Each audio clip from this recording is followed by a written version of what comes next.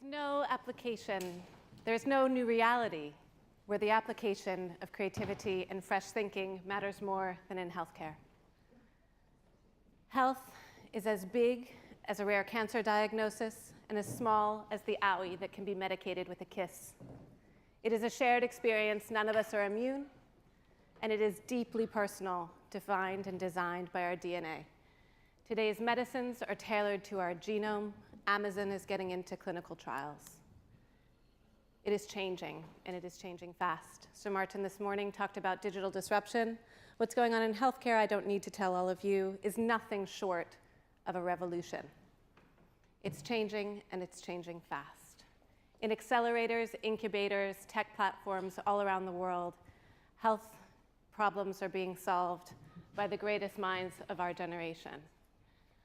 And in it, we have choices to make, like this one, and we have questions to ask.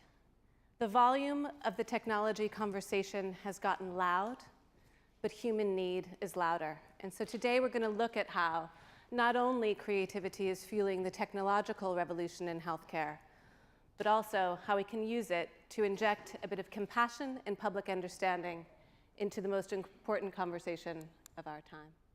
I'm Jess Walsh. I lead the healthcare team at Hill+Knowlton in London. I started my career as a patient advocate, and I've always had two sort of lenses through which I've looked at every health challenge. This is the first one. Patients are people. They're you, they're me. It's that collective and shared experience. And at the heart of every challenge that we need to solve with creativity, technology, or otherwise, we need to make sure we keep the patient and the person at the center of our decision-making. We also have to remember, and this is a phrase I hear a lot from my very clever colleagues at H&K, is not to get distracted by the shiny. Now more than ever, that matters. Why is it so important? I talked about this loud human need. Compassion, of course. We all think we're compassionate, and we all think we know that compassion matters. In healthcare, particularly today and tomorrow, compassion matters more than ever because of the pace of change. Healthcare systems, no matter where you come from all around the world, are crumbling. Systems don't have the money to pay for the health solutions of tomorrow, and doctors don't have enough time to spend with us. I think in the UK, we're down to between 7 to 9 minutes for every clinical consultation. And so we have to remember that all of us bear a great responsibility for compassion. We cannot just leave it to our care providers. Technology these days, think about it. You text your friends when they're well. How are you? I'm okay. Are you really okay? You've just had a surgery? Yeah, I'm fine. Compassion is all of our responsibilities as technology transforms our lives. I think this quote that came out from a book this week called "This is Going to Hurt." Adam Kay spent 6 years as a junior doctor in the UK healthcare system, and this is what he had to say about the education he got around compassion. Compassion is going to be a shared responsibility, and I think there are really exciting ways that technology and other aspects of creativity can help us with the compassion problem of tomorrow. Today, we're also going to look at how we can fuel better public understanding with creativity. I spend my days as a healthcare communicator, and I am assured that I will always have a job. We do a terrible job of teaching ourselves and the public about what's coming next in healthcare.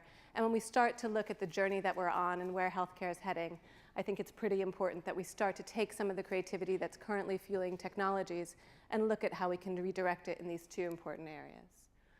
Before we do that, we're going to have a look at the incredible technology that's happening already, what our new reality in healthcare already looks like. And again, not to get distracted by the shiny, we're going to start with the wonderful, and we're going to go into the practical and the everyday. The ambulance drone. I love this example because sometimes technology in healthcare gets criticized for adding to the disparities in care between countries with greater economies and those in less developed nations. And so think about on battlefields in rural areas, even in big major metropolises, if medicines and care can be delivered by drone, how many lives will be saved? This is work that some of you may be already familiar with. It's an incredible project done by our colleagues at Gray within the WPP group, who each actually had a personal connection to people and their families who were living with Alzheimer's disease, which robs you of your memories. And so they looked at how they could take virtual reality and apply it in care homes for people living with dementia and Alzheimer's. We will recreate a street party from the 2nd of June, 1953, the Queen's coronation, a day. They were able, sorry for the short clip, I'm sure it would have been more interesting to keep watching it, but you can have a look. It's called the Way Back Project. They were able to help people who had lost their memories connect to shared experiences from their youth. And speaking of youth, what if we can crack, finally, school lunches with your cauliflower octopus? This one I think is really exciting, and it's just an example of how the range of technologies that are transforming every aspect of our care, from diagnosis to wellness and prevention as well, and nutrition. As chronic diseases become more and more prevalent all around the world, you can just think of the applications of getting people to eat healthier from younger ages throughout their lives. It truly is, sounds a little bit flippant, but it's truly revolutionary. And not to, again, be the shiny cat and get distracted, let's have a look at some of the practical things going on in every day. We look at AI, and we had that incredible talk from IBM Watson this morning, what's going on with big data. I think last week we were calling it a big data, and this week I saw it referred to as a data deluge. The amount of information that we have and the ability now to process it with machines who can just move so much faster than doctors. You saw my quote earlier. I'm really interested in the idea of artificial intelligence and crunching huge data in order to get to diagnosis faster. This pen-like device, it was only research that came out a few weeks ago, can detect cancer tissue with 96% accuracy in minutes. So in the room, imagine the cost you can take out of the system. Imagine the improved outcomes from speedier surgeries. Pancreatic cancer, you know, it's right now, your life is measured in months, 6 to 9 months when you have a diagnosis like that. If you get diagnosed earlier, you can have life-saving surgery. So we're on this cusp of truly transforming our lives through things that look fairly basic. It looks like a pen. It's incredible. And this one, Jeremy Hunt, just a few weeks ago, announced that from next year, we will all in the UK manage our health via our mobile application from the NHS. We will organize our appointments, our prescriptions, and even start having our consultations on screens of devices you probably own already in the location of your choosing. Your front room, the BA lounge. Commuting, I think, is going to get pretty exciting. And then natural cycles pops up in my Instagram constantly these days. This is the first regulated contraceptive device that uses no medicine. You put the device under your tongue, it tells you if you're fertile. The accuracy is phenomenal. Side effects from hormones, gone. And Dr. Google, we joke about Dr. Google, right? Well, Google is actually sort of taking itself a bit more seriously in this and looking at our search strings and, for lack of a better word, diagnosing us. When you type in these words into Google in the near future, you'll be directed to a clinical questionnaire, and you can only imagine what comes after that, the clinical questionnaire, direction to care. We're in a different universe. Dr. Google is becoming real.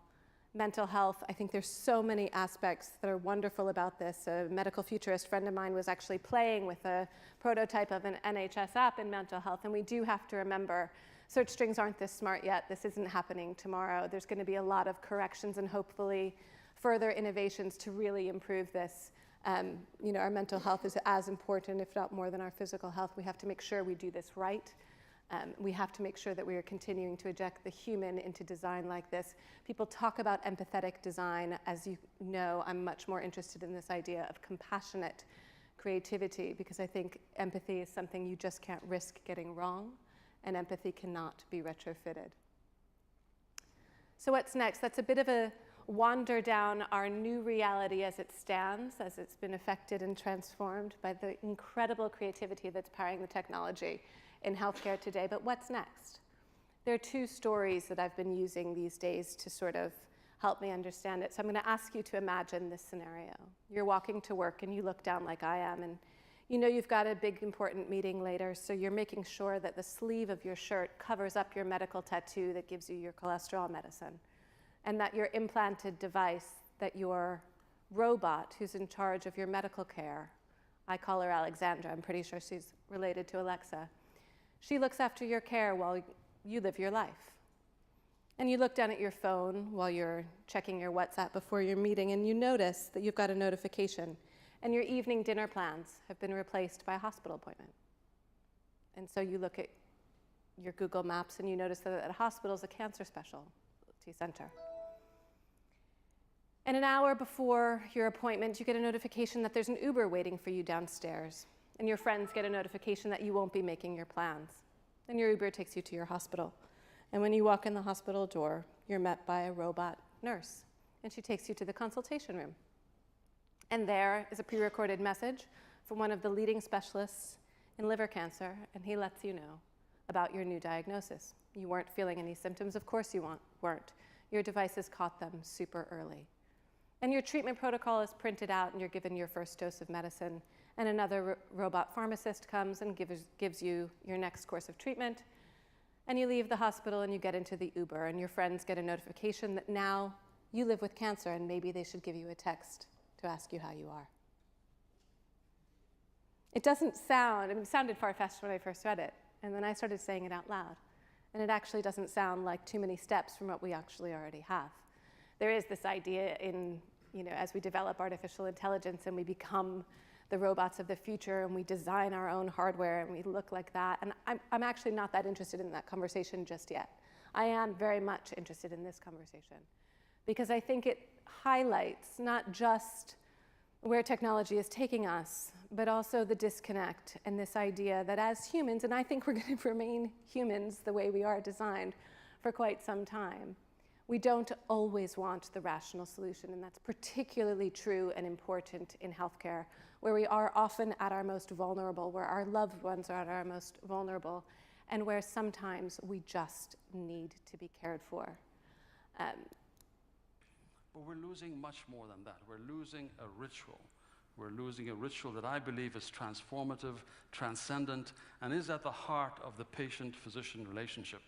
This may actually be heresy to say this at TED, but I'd like to introduce you to the most important innovation, I think, in medicine to come in the next 10 years, and that is the power of the human hand. I'm sure some of you have seen this talk before. That's Dr. Abraham Varghese. He's the author of Cutting for Stone. He's one of these people that you just want to grow up and be like. He's the author of this beautiful, beautiful book, and he is also a professor of medicine at Stanford University. He believes very much in the power of human touch, like I do, and the human compassion staying as part of this technology story. That talk goes on to talk about a colleague of his, a woman who's also a doctor, and she gets her own breast cancer diagnosis, and she's in care at the leading center in California. And she tells him she's changing. She's changing her doctor. She doesn't want to be treated there anymore. And he looks at her and he says, "Why? Why would you risk your own personal outcomes?" And she said, "Because my doctor never touched my breast." And so she made a decision, as a very highly educated and highly rational woman, she made a decision because to her, touch matters. And so for the rest of the talk, I want to look at how we take the creativity that we're currently applying to technology and channel some of it towards inventions and innovations, technology and otherwise, that drive the kind of compassion that I believe we're going to need to see us through the new reality of healthcare. This is an incredibly simple, is anyone familiar with this campaign, Hello, My Name Is? It was an excellent and incredibly simple campaign done by the NHS, recognizing that need that we saw in Adam McKay's quote earlier in the presentation. Doctors were rushing, and nurses as well, to treat patients and families without ever asking their name. So quite simply, they were taught to say their name, and then the patient started a conversation with them. We've got an incredible behavioral science unit at H&K, and you'll hear from one of my colleagues a bit later about the human brain. What I love about the work that they do is it is often, and this isn't our work, by the way, I should add, it's often simple solutions that are the most effective. And as we look at our crumbling healthcare economies, I think we have to make time for half of the creatives in this room to think about things like this. If we think about the lives, the money that we would save, and the impact on care, it's just tremendous. This is not a representation of what the actual IBM little mouse looks like, but this was a story told to me by a couple of colleagues who came down to see us at H&K from IBM. They had created a little avatar mouse to speak to pediatric cancer patients between their visits, so that when a child and their family arrives at a clinical consultation, the interaction isn't a cold one about how are you feeling and how are you so sick. The doctor starts a conversation well down a path, having already created a relationship with a patient who is young and living with cancer. I can only imagine the relief to the patient, but I can even imagine the relief to the family around them, even more from a simple technology like that. Hackathons, I'm sure many of you in the audience have participated in hackathons. In healthcare, we've been using them to such great extent, and this is the point on multidisciplinary thinking, getting a bunch of people, much like this audience, from different disciplines, different regions in a room, solving the same healthcare challenge. They've proven so effective that their clinical benefit is being evaluated and published. They are becoming a diagnostic and a medical tool. It's truly incredible what you can do when you get smart people in a room. It doesn't cost a lot. Our third point is, and I said this earlier, I've always wondered as a healthcare communicator why we accept such a low level of understanding about our health. I think sometimes it's psychology, we sometimes don't want to know. But now look at it, all of us are so much more deeply involved and connected to our own care, whether it's through personal monitoring devices or spending time searching symptoms that we shouldn't be searching on Google and trying to diagnose ourselves. Our relationship to healthcare information is changing. We're demanding more of patients. We're going to continue to demand more of people living with conditions in their own care process as we look to take costs even further out of the system. So how can we apply creative thinking to helping public understanding? I think this one is really interesting, and this one sits on the edge of public education. So the idea of the kinds of information that appear in hospitals, whether or not it's written on a washable board so a kid can, play and feel involved in their own care, or the very design of rooms to make them feel a bit more comfortable for people who are staying longer in hospital settings. I think we also want to look at the concept of how we can use health education to go from awareness to actual understanding. So healthcare campaigns, and this is the bread and butter of what people like I do for a living, one of the most effective uses of good health information is to reducing stigma. Stigma is often a barrier, and we saw it most in the HIV world many years ago. We see it now in actually many conditions, obesity, hepatitis C. We still see a ton of stigma. So how can we look at campaigns that can take us on a journey from education to awareness and actual action? I was just discussing the Ice Bucket Challenge with someone. It's incredible. But how do we start to further our creative thinking? How do we start to further the work that we do as creatives to help people move to proper understanding of what this actually means for me, and how do they spread the word? We look at creativity in healthcare when it comes to design, also in terms of safety. So this is, and I actually didn't understand this. This is from an exhibition that's currently on at the Wellcome Collection over by Euston Station. If you haven't seen it, it's fantastic. It's called Can Graphic Design Save Your Life? And it looks at how healthcare has used creativity and design throughout its history. This is about safety, right? So these coded symbols, while they look quite simple to someone like me, they tell a doctor who speaks any language in any country what the medicine is inside. And you can imagine for people who are less literate, the application's there. So simple tweaks to design can improve patient safety. And then we look at access to information. Access is something that I think creativity needs to take much more responsibility on. We often, as I said, get criticized that technology is only going to increase the disparities in care between rich and poor. I think opening up access to information, and again, it's one of the reasons I love what Watson are doing with their supercomputing, is making it all open source and open access. Mass open online courses is actually work that our team at Hill+Knowlton in London did once we identified that the real issue in well, not the real issue, there are many issues in schizophrenia, but one of the most prominent issues was, can you imagine what it's like to care for someone, to live with someone who has schizophrenia? And so we thought maybe there would be 300 or 400 people in the UK, English-speaking people. I shouldn't say the UK because it was on the internet, but it was in English language when we launched it. And we thought maybe 300 people would look at this course, which was to teach carers to support them, to give them information that, quite frankly, no one was giving them. They weren't getting anywhere else. We had 16,000 people take this course in the first month that it was up. It now lives on without us, which is the true test of any good information in healthcare, that it lives on without the originators. It's now in its third year. I think the ability to take information and turn it into actual access to treatment information that helps improve outcomes, whether that's a carer or a patient, there's so much potential in this kind of work. I wanted to start this talk by asking us all to take a breath, but I was convinced by my friends that that was going to be a really risky idea in a room full of people, because I wanted to create some room for these two other important aspects of the conversation around healthcare, creativity, compassion, and public understanding.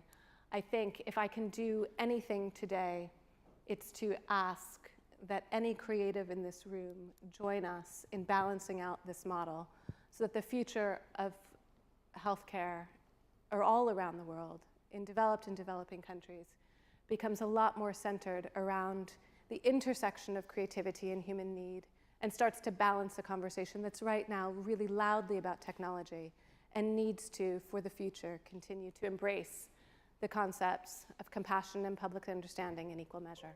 I thank you very much for your attention. If you want to talk more, I'll be outside. Thank you.